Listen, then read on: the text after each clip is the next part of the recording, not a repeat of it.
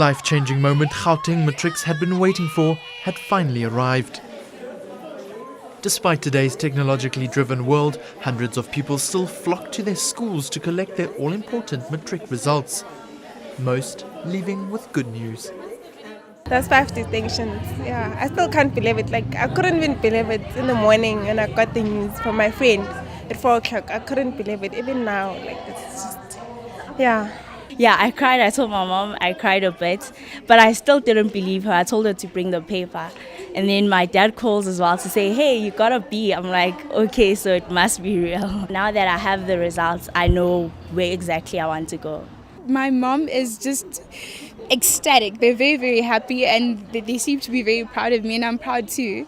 I feel good, but I'm just really, really nervous and quite anxious actually, because I really wanted to do medicine, so I don't know if they will accept me, and my science mark and my math mark isn't looking too good. But then I'm just hoping that with my average it'll be enough to actually get me into varsity and study the course that I want.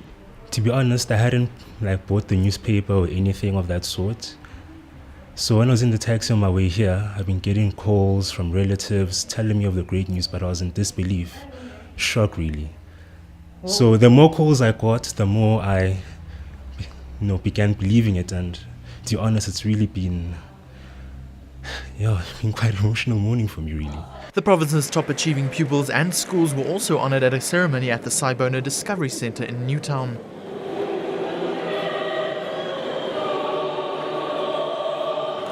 Gauteng's top performing pupil, Praise Ndebele, achieved several distinctions, but says it takes more than just hard work to end on top. To be honest, I spent most of my hours planning.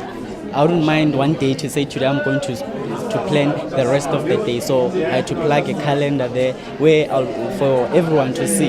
If my friend was to come to my room and say, okay, so tomorrow you are doing this, and I say, you see for yourself, tomorrow is math, so no other things. I'll be concentrating on that one. So it takes planning, because once you plan, then you know how to manage your time, and by so doing, you will make sure that you cover all that you have to cover. The province managed an 87% pass rate for 2013, up from last year's 83.9%, and ended third highest in the country.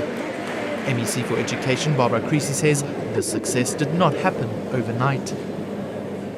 This particular cohort of learners, we've been working with them since they were in grade 10. So there's no magic bullet in educational change. It's a long-term process, but one is beginning to see the results of that. The day was not without hiccups, however. Democratic Alliance leader Helen Zille called for an independent audit into the results, claiming the quality of marking is not standardized across the country. Gauteng Premier Nomvula Mokonyane hit back, however, saying Zille's calls undermine the efforts and sacrifices of the pupils. It is an unfortunate thing, which I don't think that South Africa really requires now. We come a long way.